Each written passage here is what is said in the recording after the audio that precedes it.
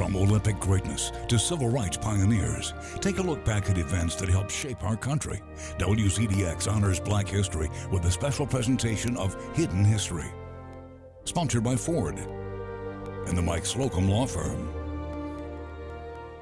Hello and welcome to Hidden History. We're taking a look back at some of the great events in Black history rarely discussed, which impacted the lives here in Alabama and across the United States. I'm Mo Carter. And I'm Connor Board. African Americans have made great contributions to our country for centuries. During the next 60 minutes, we're looking at some of Black history's hidden moments.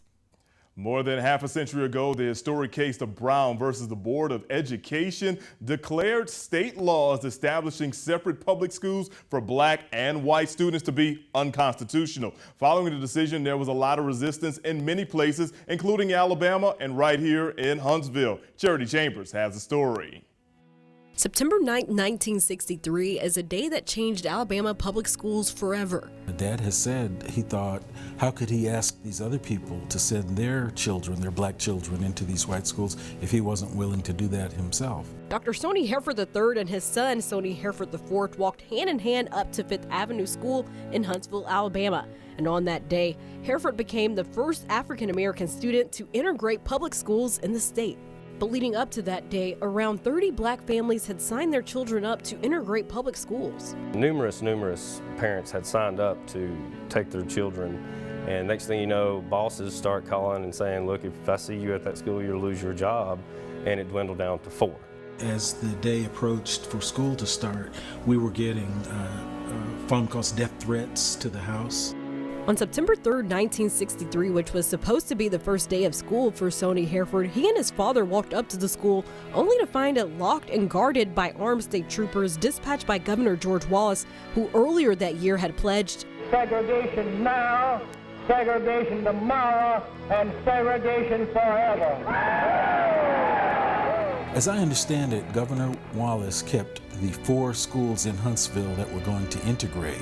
He kept those schools closed. And I haven't been able to verify this, but I believe the other schools were allowed to open on September 3rd. Seeking help, Dr. Hereford contacted the federal judge that issued the order to desegregate Huntsville city schools. And on Monday, September 9, 1963, Hereford successfully enrolled his son at Fifth Avenue School. There were federal marshals here to protect us in case there was some trouble, and they were dressed in plain clothes so that they could mix with the crowd, and that way if there was any trouble, they'd be right there among anybody who might start some trouble.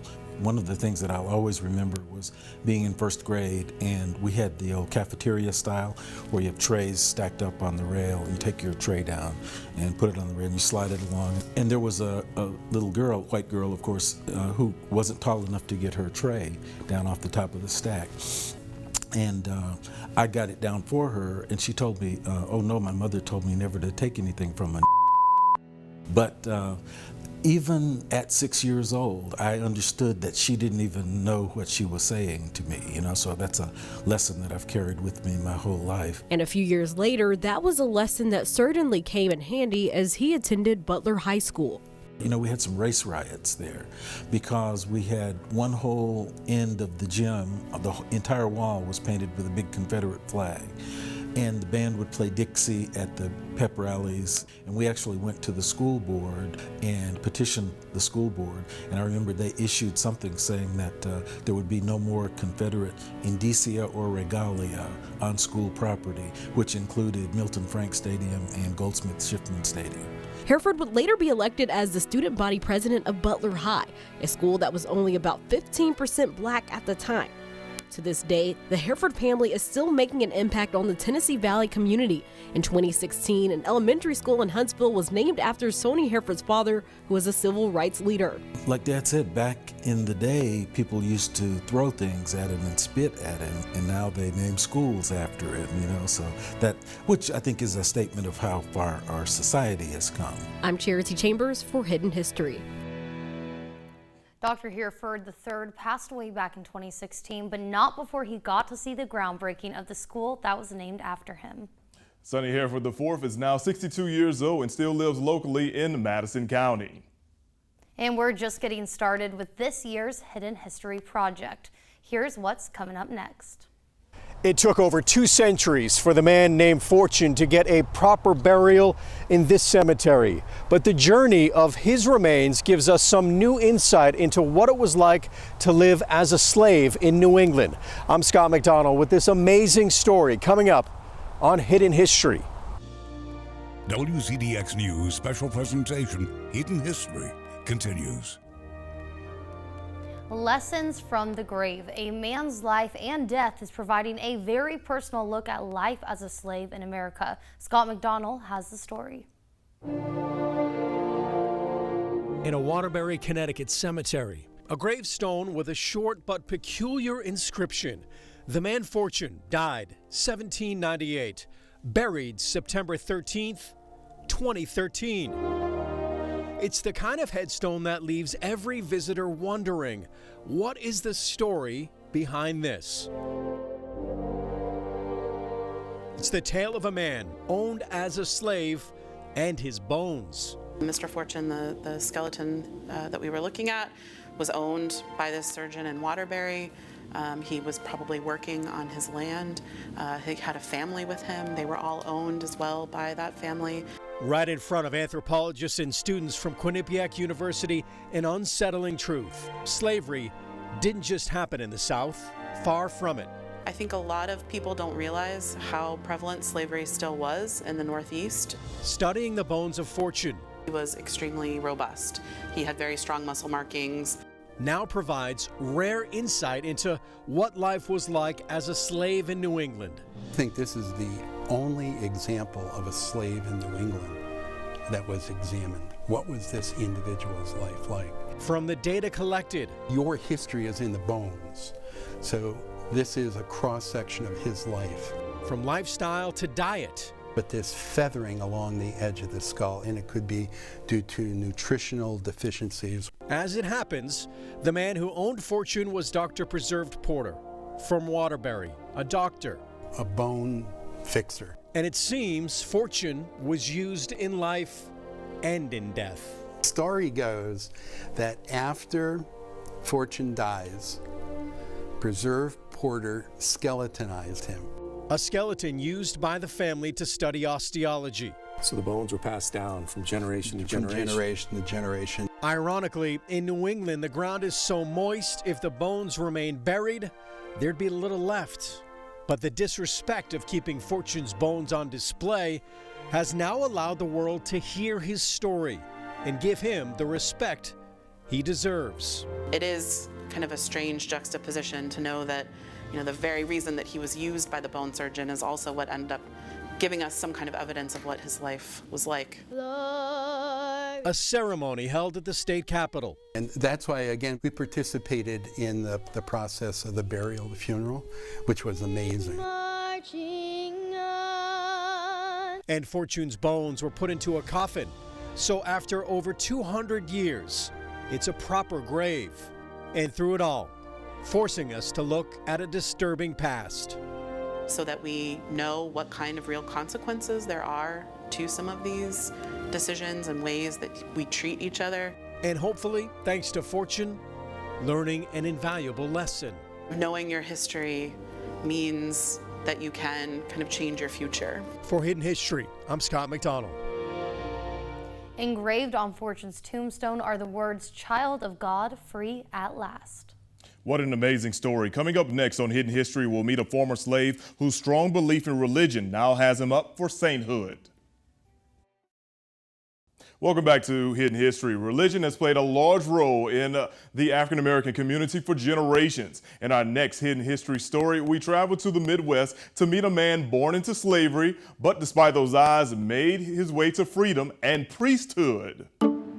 Beyond the gates of St. Peter's Cemetery in Quincy, Illinois, across towers over hundreds of headstones. A closer look and you'll find a name, Augustine Tolton. The same name can be found a few miles away on a statue in the courtyard of St. Peter's School. But along with these two memorials, a question stands. Who is Augustine Tolton? Well, to that question, there's more than one answer. For now, let's start in Missouri in 1854. Rawls County was a big slave county.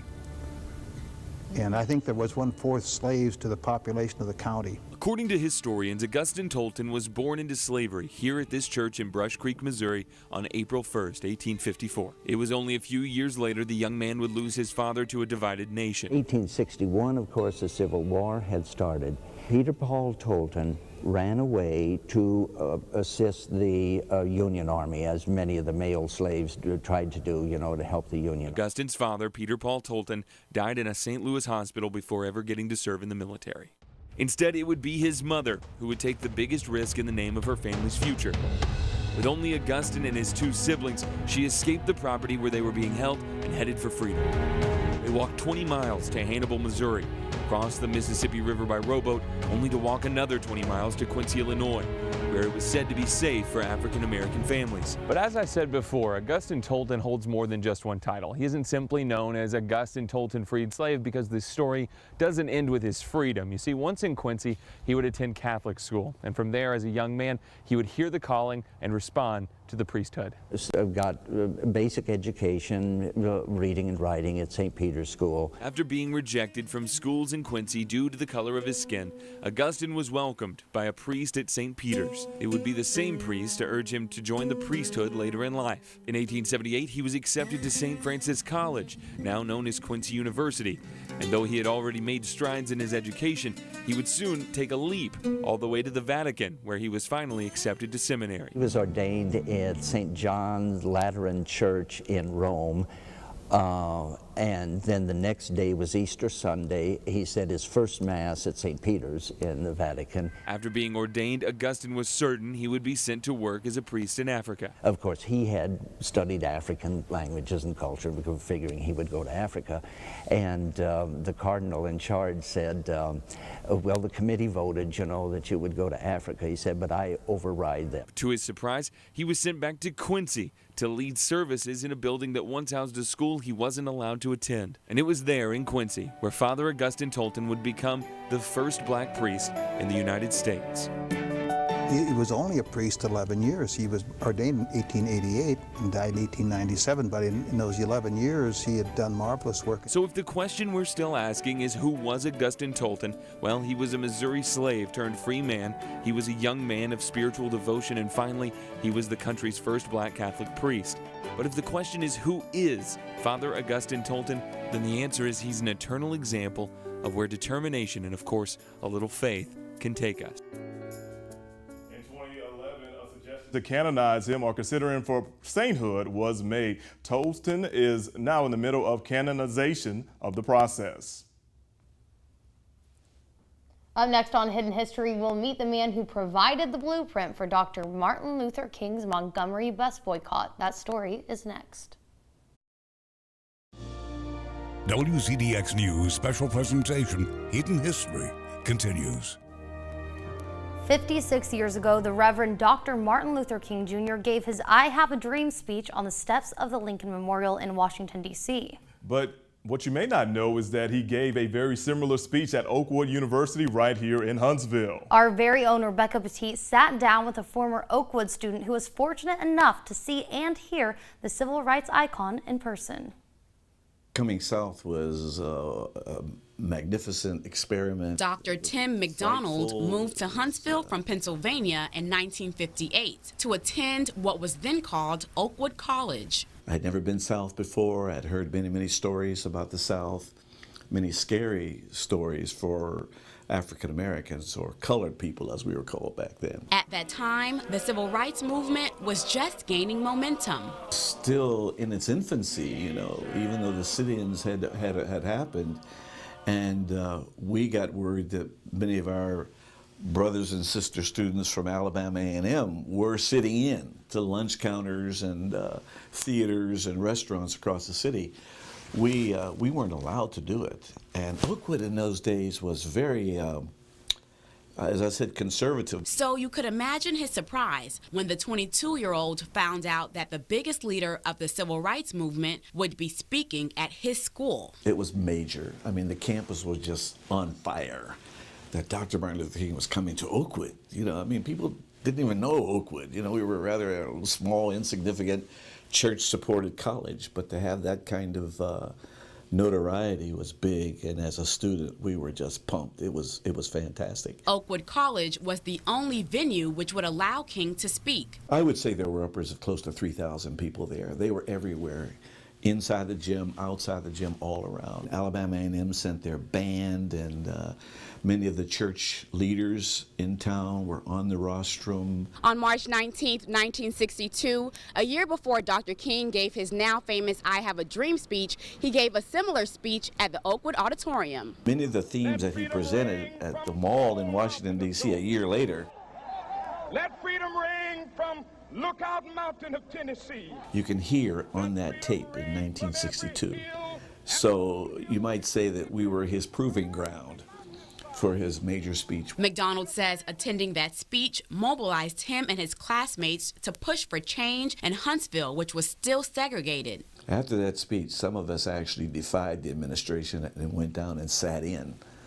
I remember sitting in at the Woolworth 5 and 10 cent store cafeteria. We weren't allowed to eat there as blacks, but we went there and we sat in on the lunch counter, and they wouldn't serve us. But following King's visit, the tide began to turn. Integration in Huntsville came very rapidly. Soon after, within a year, I would say, I think you could eat anywhere in Huntsville. You could go anywhere, you could stay anywhere, you could ride anywhere. I think the vestiges of segregation vanished very quickly in Huntsville. Much of it as a result of Dr. King's speech. And on this 50th anniversary of the assassination of Dr. Martin Luther King Jr., McDonald says his speech, "Now is the time to make justice a reality for all of God's children," is as relevant today as it was in 1963. I think a lot of that has been accomplished, but we still have a long way to go before we have full equality and full acceptance by black and whites. And Dr. Martin Luther King Jr. is a major figurehead in the civil rights movement of the mid-1900s, and one of his crowning achievements was the Montgomery bus boycott of 1955. But few people know that Dr. King's inspiration for the boycott came from a Louisiana preacher who was born right here in the state of Alabama. Tazia Mazinga has the story. We moved to make a change. Not a change just for one situation, but for a change of, we thought, the pattern of creation, what the Lord had in mind. That change started here, back in 1953. It was the most successful bus boycott to start off a civil rights movement that ended up changing American history. Outside of Baton Rouge, few people are aware just how significant this city's role was in changing the course of American history. One of the officers said to Dr. Jemison, say, "Why you were so involved in all of this? Why are you worried about this bus?" You know, sarcastically saying that. And he said, the police officer said, "Look, you're riding a new Buick Roadmaster." He said, with big white wall tires. So why are you concerned about this bus? And my dad said, "Well, you see, those are my people on the bus, and I love them dearly. And if you mistreat them, you mistreat me." Segregation was the law of the land, and separation by race was a way of life of humiliation for the city's African-American population that depended on public transportation. If you were white, you sat in the front. If you were black, you sat in the back. If all seats were occupied, African Americans were forced to stand. If you sat on the front seat of that bus, you may not make it home that day. And we're talking about, this is around the time frame that Emmett Till was murdered in the state of Mississippi. For blacks, the choice to sit in the front, they say, was a choice to live or die. I couldn't rest. I couldn't rest. I never did. I never could put up with it, and I never did. So the fight began, despite the consequences. 2 crosses were burned on the lawn at the parsonage at the house, and the phone calls were, "We're going to, if you keep this up, we're going to kill you." WZDX News special presentation, Hidden History, continues. It was around this time 65 years ago, Reverend T.J. Jemison of the historic Mount Zion Baptist Church said enough is enough. To add more pain, the city decided to increase bus fares, putting black riders at an economic disadvantage and angering black residents who made up 80% of the system's riders. He first approached the city council to officially say this was not fair. And in doing so, at that time, a black man had never approached the city council for anything. The council finally responded to the protest and passed a city seating code allowing black riders to sit in the front under certain circumstances, Ordinance 222, but the new law went unenforced. But the protest didn't end there. Organizers developed a new strategy, a boycott against the city bus company. Economics always gets someone's attention. If you want to really get my attention, mess with my money. You got my attention. That's when Reverend Jemison asked all black residents to stay off of city buses. So when there was nobody on the bus to ride, they were losing money. And the management felt it, as well as the bus drivers felt it. So we knew at some point in time what we did was going to pay off, and it paid off. And offered a free car lift service, which had a dispatch system. We had gas stations that sold gas at cost, and we had drivers by the hour so that anybody that needed a ride, they could get one.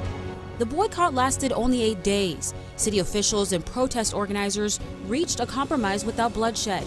Although not everyone was satisfied with the outcome, these efforts captured the attention of civil rights leader Dr. Martin Luther King Jr. When he gets to Baton Rouge, he wanted to know, how was this successful? You know, we hadn't seen a movement this successful in the South. You know, what did you do, Reverend Jemison? And Reverend Jemison laid out the blueprint for him. And he said, you have to go after their pocketbooks. And he showed them the system where you had area churches that said, hey, we'll stand in, we'll take you to work, we'll take you to school, we'll take you wherever you need to go, just don't get on those city buses. Conversations between the two inspired Dr. King to lead the historically known Montgomery bus boycott back in 1955. They planned and they did a great job with it. It was the first large-scale demonstration against segregation, mimicking the work done by the Reverend and many others here in Baton Rouge. Thanks to the Reverend Jemison's son Ted is currently working on a film about his father's work. Also, Mount Zion First Baptist Church, the church that Reverend Jemison pastored for many years, is near and dear to my heart because that's where me and my wife got married 5 years ago. When we return on Hidden History, we will meet the men that changed college football forever in the state of Alabama by just showing up in 1968. Stay with us. WZDX News special presentation, Hidden History, continues. On a cool October 2018 day in Florence, the University of North Alabama paid homage to football players who competed 50 years ago during the pregame ceremony. The group was led by Bobby Joe Pride and Leonard Thomas. These two North Alabama native may not be household names, but their impact on the game of football in this state is groundbreaking. Due to Jim Crow and a lack of desegregation, football teams at predominantly white colleges in Alabama were not trying to integrate. The only black college football players in the state were at schools like Tuskegee and Alabama A&M. But change began prior to the 1968 season. North Alabama, which was then known as Florence State, had a head coach named Hal Self. The savvy veteran was looking for a pair of running backs, and he stumbled upon a pair of guys who wanted an opportunity: Bobby Joe Pride and Leonard Thomas. I don't think we really understood what was going on at that particular time. All we wanted to do was come out and play football. We wanted to come out and get an education. By the spring of 1968, Thomas and Pride signed their national letters of intent with Florence State, becoming the first black football players to sign a football scholarship with a predominantly white school in the state of Alabama. Soon after, Coach Self was asked by a newspaper journalist about his two Negro players. He replied by saying that Pride and Thomas were two of the best athletes he'd seen in a while. By the summer, the duo would join their new teammates on campus, and according to the two, color didn't matter among the team of Lions. As far as all of the racial tension and all that stuff was going on at the time, it was going on, but it was outside of the college environment. Integration wasn't anything new to Bobby Joe Pride. The year before, he was one of many football players who came over from the all-black Lakeside High and played on Decatur High School's first integrated football squad. Those life lessons in high school helped him adjust to college life, and he would give some of that information to Leonard as well. So when we came here, we came and blend in. Teammates treated us like brothers, still treat us like brothers. So everything was, I won't say great, but it was good for us. At the time I was doing it, I didn't really realize what was going on. And then, but later in the years, it just came to the front center. By the time the season rolled around, the duo saw valuable time in the Lions' season opening game against Central Arkansas on September the 21st, 1968. It was also on that day that Thomas and Pride officially broke the college football color barrier in the state. Thomas remembers his first game as a Lion very well, but for the wrong reasons. On this field, I remember fumbling a return of 76-yard touchdown and fumbling the ball on the 3-yard line. The duo played in every game that season and eventually went on to have dynamic careers with the Lions. Thomas is the school's all-time leading rusher. Plus, he and Pride are ranked 1 and 2 respectively in career all-purpose yards. The dynamic duo has always been grateful for the time spent on the gridiron in Florence, and as time has moved forward, everyone has shown their appreciation to the duo for being trend-setting pioneers at the University of North Alabama. Well, it's quite an honor, if somebody come out 50 years later and realize what we did 50 years ago. It's quite an honor. It's been nice. It's been long. I didn't realize it had been so long. Time just creeped up on you. But it's been a great honor.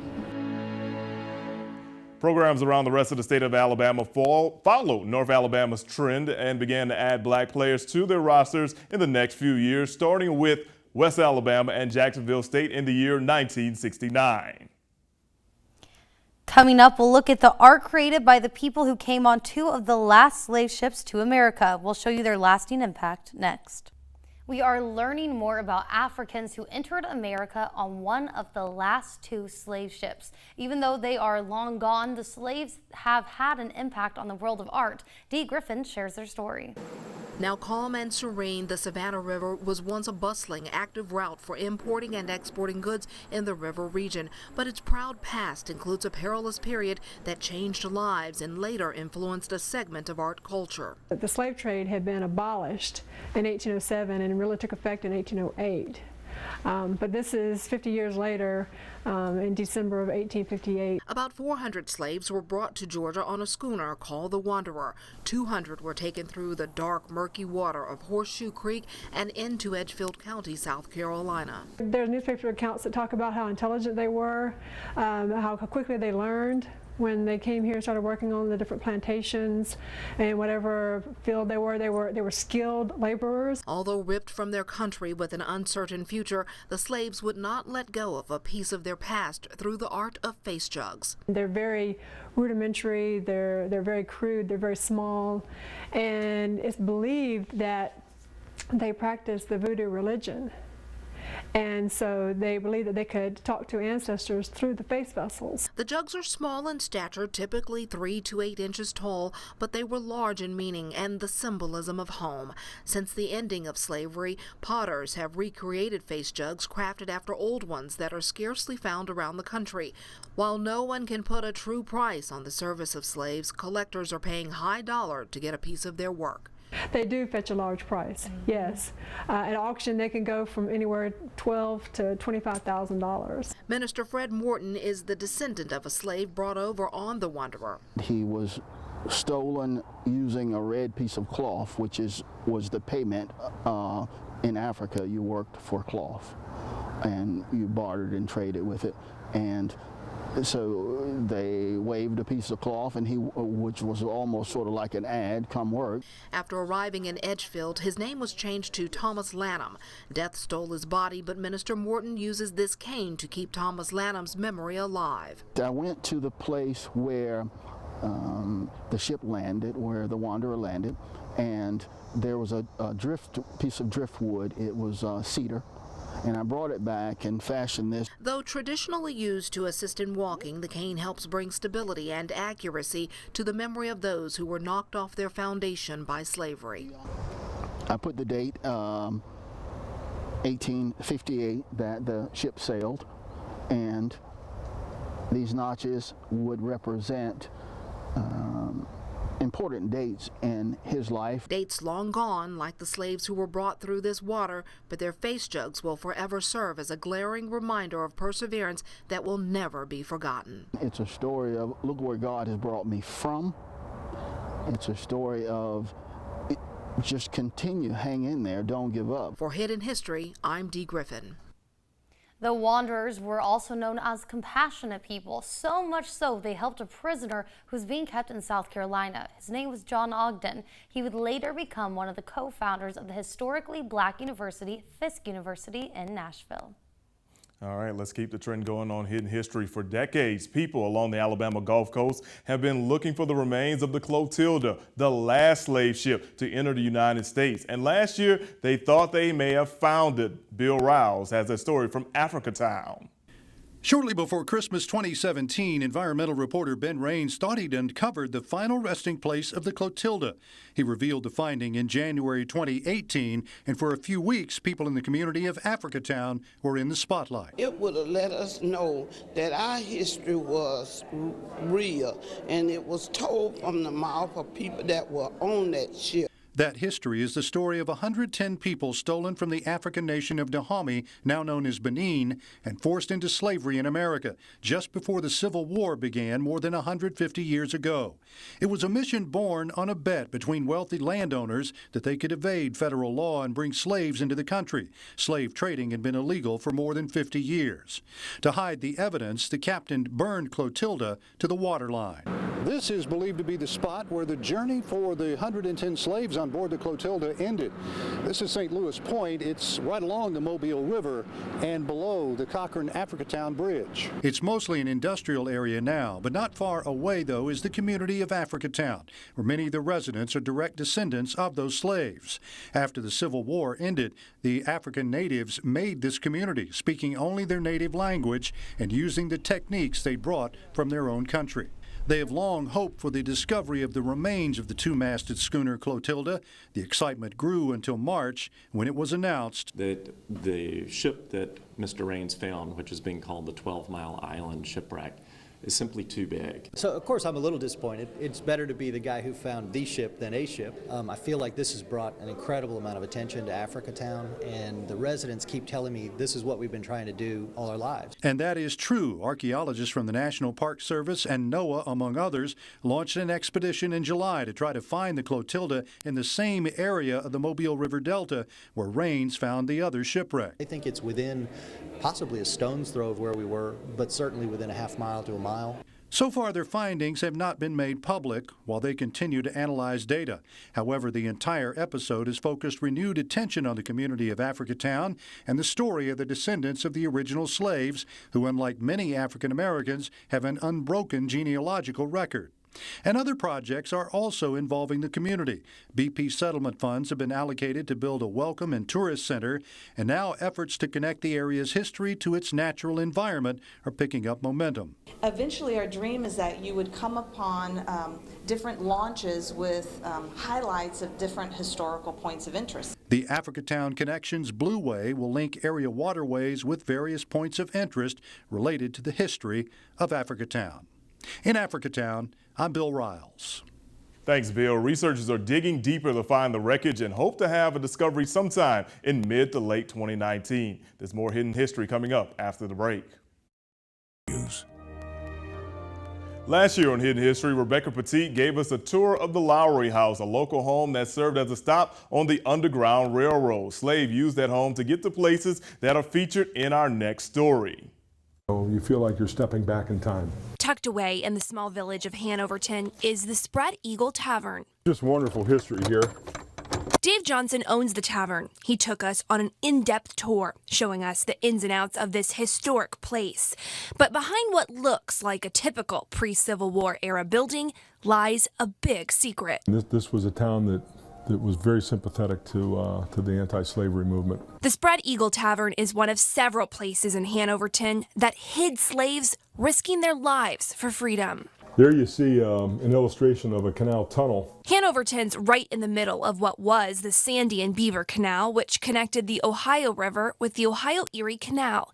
There are stories of runaway slaves slipping across the river from what was Virginia at the time and hiding in canal boats or even using towpaths to walk to freedom.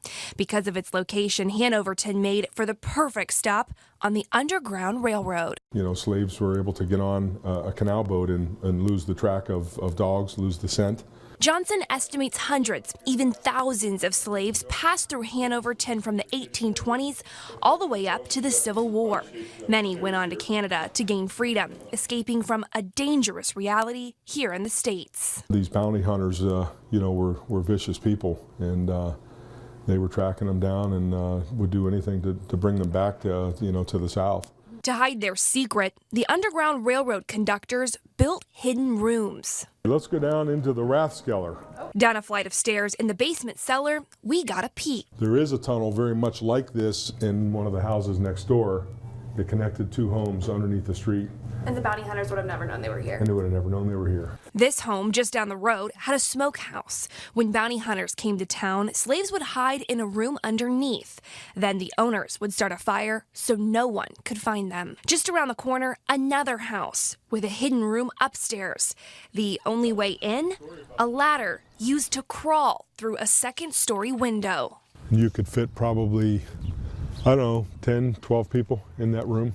Just a small street in a small town playing a big part in getting Americans the freedom they so rightly deserved.